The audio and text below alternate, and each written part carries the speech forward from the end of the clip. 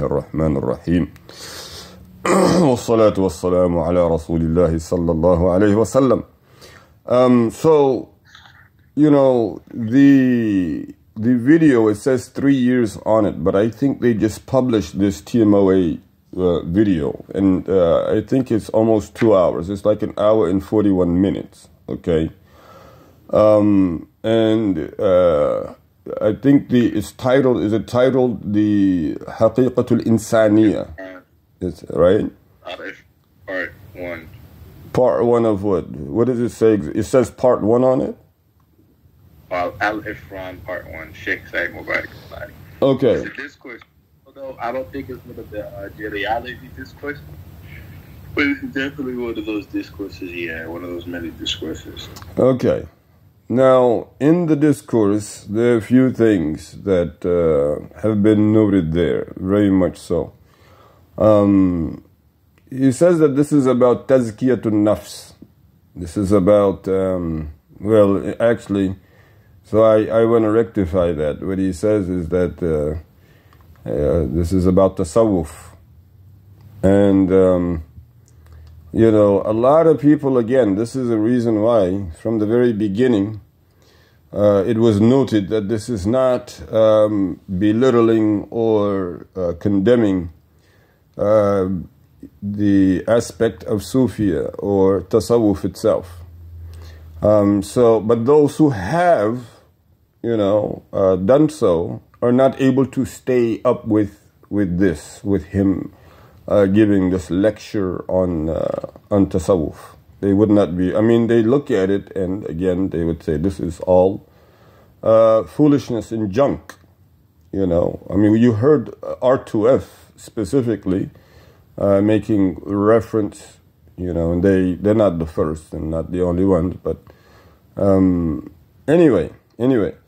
So what did you get? What was your, you know, after watching 30 minutes of this video about Tazkiyatun Nafs, what did you get out of it? I mean, I wasn't really watching to get anything out of it per se. It was kind of just analyzing, you know, discourses that I remember hearing about and never really, you know, as a child, never really took the time to watch. And now just as a young adult, you know, of course, after having knowledge on the entire situation and the scope and range of it, it just sounded like a bunch of, you know, drivel. There wasn't really anything good I could try to, like, you know, take from it. It sounded like a lot of it was made up. It didn't sound credible at all. There's a lot of holes in it for me. That's just taking a look at it, but that's my own personal biased opinion, you might say. I'm sure if there was anything regarding the tasawwuf aspects that, you know, that is relevant to Sufism or anything else that, you know, might be relatable to Sufism in a correct way, if it was addressed here, then, you know, the evidence is there. But for me, it wasn't. It was very uninformative. I didn't really gain anything positive from it. Okay. Were you able to understand much of, I mean, I get the bias part of it because as we've, you know, already had clarity on who he was before he even came to the United States, it definitely planted, you know, enough suspicion to be reluctant in opening up to whatever it is that he was saying.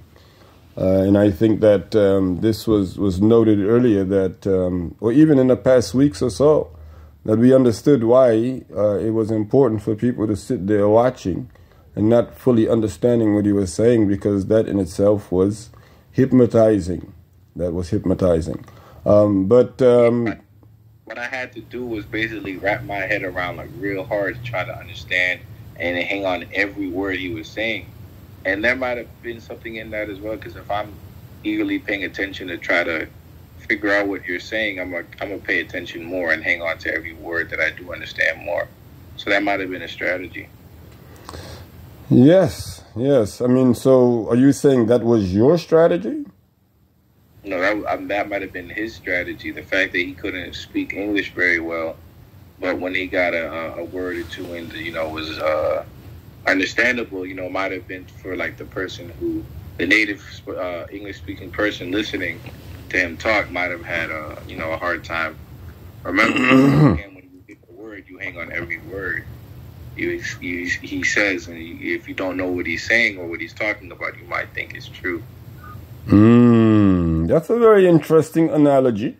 Yes, absolutely, and I think it clarifies or substantiates again the fact that when you immediately look at the video, you say that this is a religious person, even if you did not know what he was talking about. You looked at this person, you would say that this is a holy person. This is the first thing that you're going to say.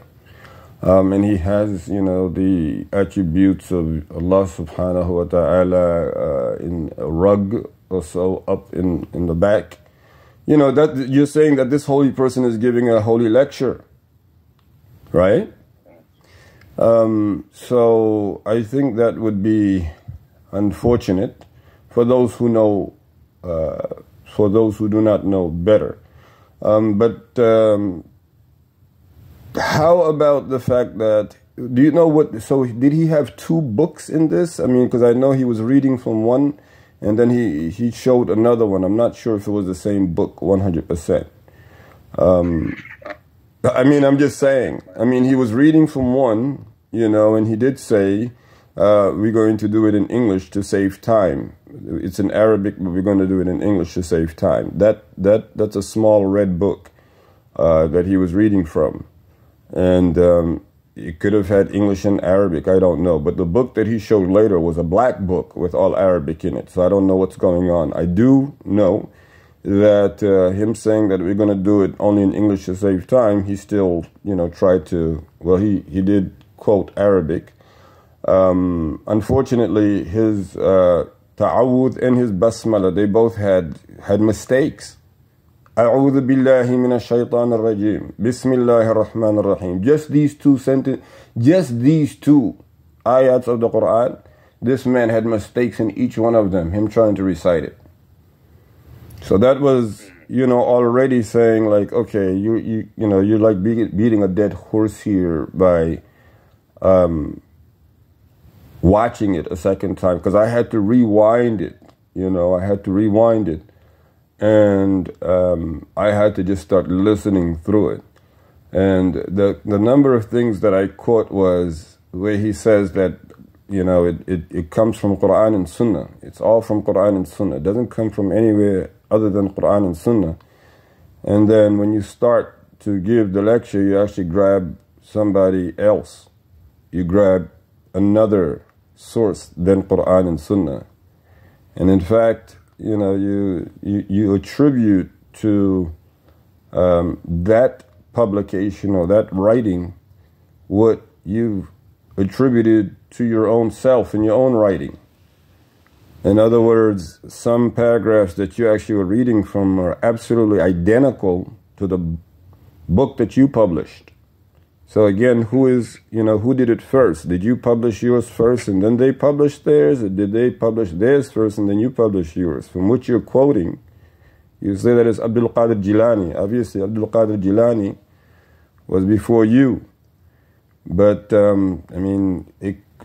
for your own benefit, it wasn't Abdul Qadir Jilani. It was after Abdul Qadir Jilani. And again, they got it from your publication. So your publication is what they use to substantiate their publication, and now you're reading from their publication to substantiate your own publication, which they use to substantiate their own. Right. So it was a bunch of malarkey from jump. Well, just take it easy, because again, we want to be fair. We're just looking for, we're citing clearly, the truth, and we're subduing the falsehood. You can't really deny the truth unless you're substantiating falsehood. That's all there is to it. We might have to do another one on this, because you're right. I actually want to give it. I want to give it another chance. Well, I'm gonna say this. I'm gonna second your opinion there, And I'm going to tell you again, you know, we are substantiating truth. When we look at your own publication, your own video that you left behind, we are able to state what the Quran itself says and what the Quran denies. Again, you quoted also somewhere along the lines that the nur of Muhammad comes from the wajhullah, comes from, and you say, well, he did say in that, you know, that the light of the Prophet Muhammad sallallahu alaihi wasallam, and this is the craziest, I'm sorry, I mean, I cannot laugh and it's not funny. But what he says from Abdul Qadir Jilani's book, and it's actually also in the Futuh Muhammadiyah, his own publication, that the light of the Prophet Muhammad sallallahu alaihi wasallam was created from Allah's personal face, from the face of Allah subhanahu wa ta'ala. And then he says, he's trying to quote the hadith that specifies that the ruh of Muhammad was created first, and then sallallahu alayhi wasallam, the Prophet alayhi salatu wasalam, you know, was created first, his ruh is this, is that, and then the pen was created. And if you're saying that the pen was created after the ruh of Prophet Muhammad sallallahu alayhi wasallam, or is he actually saying that because he kept saying the first to be created, the first to be created, the first, and then we all know that even before Allah subhanahu wa ta'ala created the earth, he created a pen. And he said to it, write. And the pen was like, what am I to write? And Allah ta'ala says, write what would be. And immediately the pen wrote 50,000 years worth of content, of decree what would happen on this earth before the earth was even created.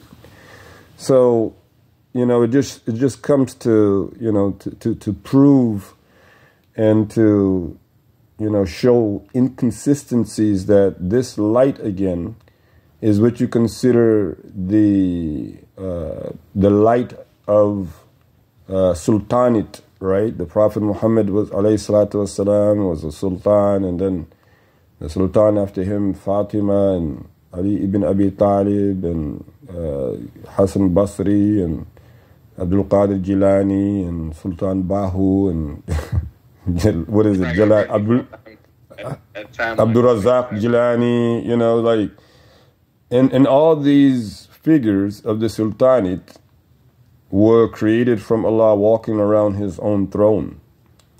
But you forgot that the light of the Prophet Muhammad alayhi salatu wasalam, you claimed that it was already out there. So where was it? So you claimed that he created this light and then he created that light, instead of taking what Allah subhanahu wa ta'ala himself says, that Rasulullah sallallahu alayhi wa sallam is a human being. He's a human being. I mean, what part of the sunnah that you don't understand was the light of the Prophet is the light of all of us? Because it's still baffling, you know, when you claim that the Prophet Muhammad sallallahu alaihi wasallam was created from the light of Allah, and then everything else was created from the light of the Prophet Muhammad alayhi salatu wasalam. Seriously? I mean, really? Like, yes, I can see somebody, you know, literally coming to, so you really want to believe that Iblis was created from the light of Rasulullah? You really want to believe that Allah subhanahu wa ta'ala, I mean, are you serious? You know, and then you made, you know, you say also somewhere along the lines that, you know, you purify your heart until, you know, it does not desire anything of this world, and you have the ma'rifah, you know, the knowledge, and, you know, you're using the mindset to understand the seen and the unseen knowledge, and then you claim all of a sudden,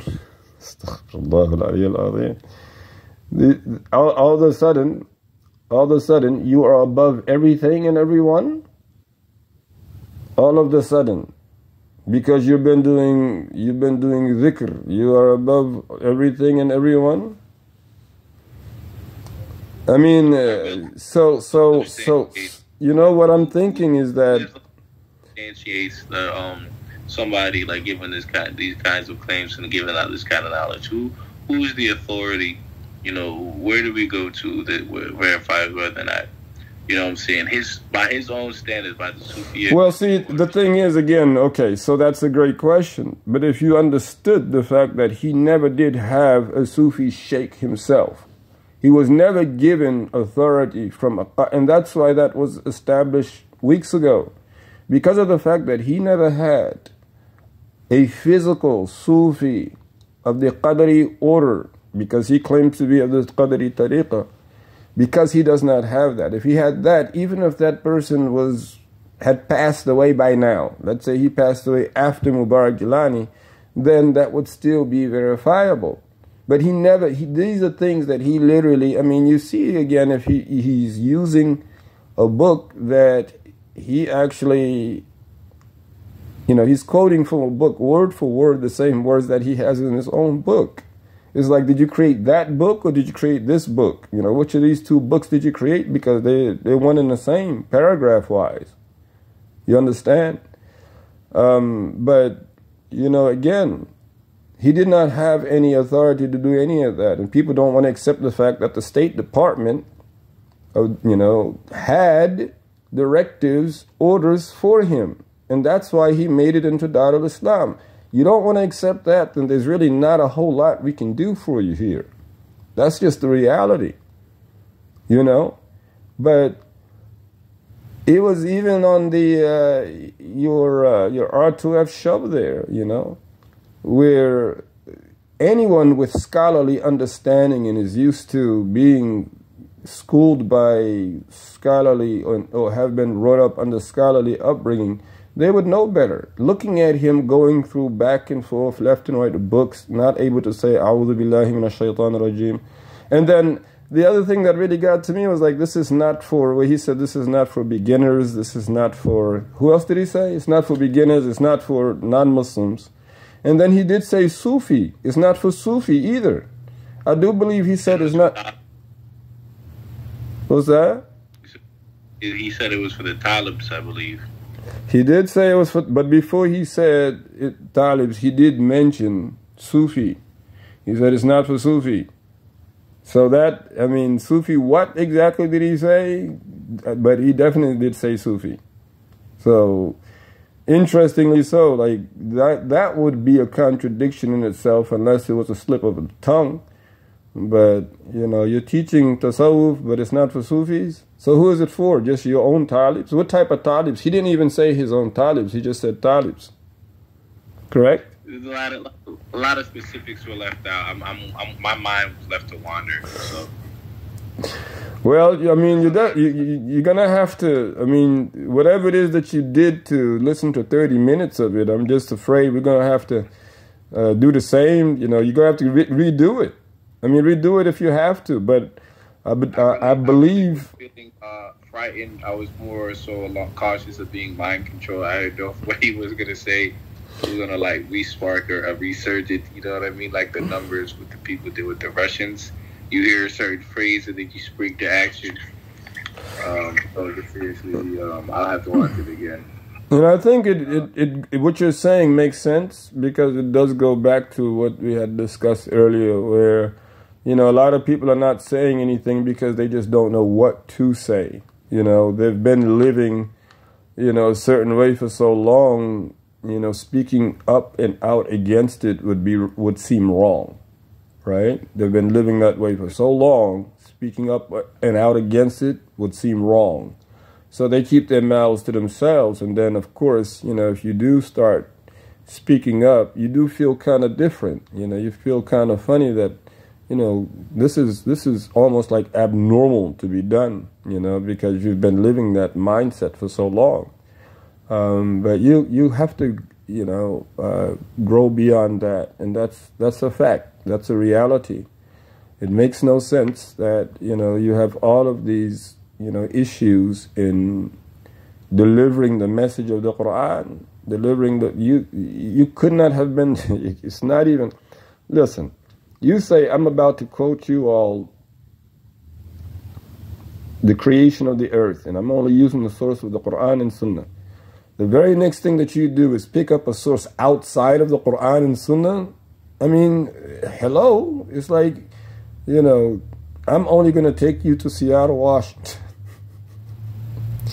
but when we wake up, we in Niagara Falls somewhere.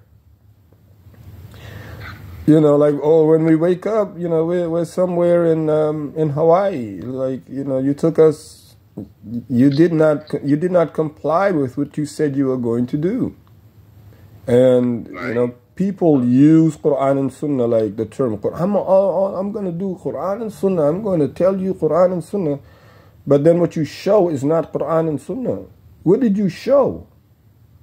I mean, and I would hate to really pull it out for anybody who decides that they want to ask or reach out to me. This is the paragraph that your Murshid, you know, Mubarak Gilani, was quoting in that video, and it's right here in his own book. In his own book, word for word. I mean, how do you work that out? How do you work out that he started off with saying, A'udhu billahi minash shaitanir rajim, Bismillahir Rahmanir Rahim. Wrong. Wrong. It's almost like, I never heard that. Allahumma salli ala Muhammad. He added letters to both. That's what he did. He added, and that in itself was, you know, is a sign. And I feel that with all due respect to the word of Allah Jalla Jalaluhu, that not a single Muslim citizen should sit behind and do nothing or say nothing about the situation. I think it's been, you know, 30 years of people believing in something that was never there, that he was of Allah Ta'ala's spark, that he had the ability to know the future, that he had the ability to ward off jinns and devils, demons. He had the ability to have them as servants as well, that he had moved the moon, that he had saved our humanity, and that he was the reviver of the century, along with the fact that he got the greatest miracle ever given to mankind with the names of Allah. At some point, they were also saying he had cures to a lot of diseases, right? Cancer he could cure and this type of thing, right? So he also had that. And I think that's why, you know, Mehboob was saying that, you know, we have the Quran and all the prophets in the Quran, and this man is outdoing all of them. And everybody who has been out of there or has watched from the outside, dating back to 2000, all come to the same conclusion that this man is being placed above everyone, including the Prophet sallallahu alaihi wasallam. This person is deitized. That's what they're trying to do with this man, and it's worshiping other than Allah because you have nepotism involved. So not just him, his family is also, you know, worthy of being honored or worshipped, basically, because that's what it is. You're giving them what they have no right, and you have no right to give them either. So, you know, again, when we did the probing and we went all the way back, we found within the United States government's own documentation from the Federal Freedom of Information that he actually worked with the intelligence community and was, in fact, as we had earlier accounts, been dispatched to break up the Darul Islam movement. Also, the magic and the sorcery showed very clearly there. We have several cases of that, and all of this goes back. But I think that people with their own, you know, sincerity, if they really do believe in the Akhirah and they know that the Jannah is real and the Hellfire is real, they should look at the Quran. What does Allah Jalla Jalaluhu himself say? And use a critical mind is what this man and what you believe of this man better than what Allah subhanahu wa ta'ala has offered you by you embracing and accepting the Quran? I mean, there's nothing that you're able to do for him. There's nothing that he's able to do to you or for you at this point. But if you hold on to the Quran, Allah Jalla Jalaluhu will give you better in this life and the hereafter. And in fact, for those of us who have experienced this firsthand, we're not alive, walking on this earth freely. No, we are imprisoned here, and we look for our relief the day that Allah subhanahu wa ta'ala gives us life after this transition from this world, you understand. And we will attest to that. That's why, again, the welcoming son of the general amnesty. Unfortunately, not everybody was able to take advantage. Nazir, the doctor, the biggest doctor in the Richmond, you know, Allah Ta'ala took him 2 nights ago and he was buried today. I think we talked about not just the likes of Mubarak Gilani and this Chaudhry and Chaudhry, because they are definitely looking at building, you know, and having, you know, these strings to pull, you know, the politicians. They both were having politicians and, you know, just people and buildings like these things, you know, all in the darkest of the dark, honestly. But again, you know, if you look in the Million Stars of Self-Empowerment, he was put in there. Unfortunately, in 2021, the declaration of the Quranic Revolution, he sided with the autocrats. And, you know, a number of things, you know, led to other things that have been documented. But Allahu Akbar, Allahu Akbar, Allahu Akbar, wa la hawla wa la quwwata illa billahi al-aliyyul azim. We, as believers, we look forward to meeting our Rabb and getting the full compensation for what it is that he has given us of this Quran. Unfortunately, people saying that they're Muslim but not practicing, Allah despises that.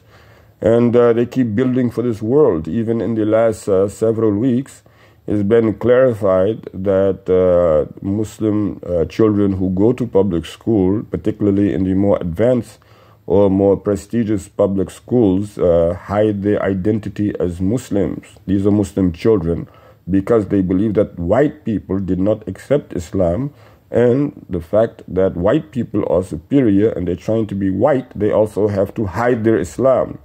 But this is being okayed mainly by a lot of the parents. Why? Because the parents are doing the same thing when they go to work. They're hiding their identity, or even when it is discovered, they don't know how to appropriately accept the light of Islam. And by the way, you know, we all do have a destined time and a destined destination. But I seriously mind everyone who is listening that the only salvation that we have is the shahadatu Allah ilaha illallah wa anna Muhammadan abduhu wa rasuluhu. The only purpose that we have in this world is to serve Allah Jalla Jalaluhu.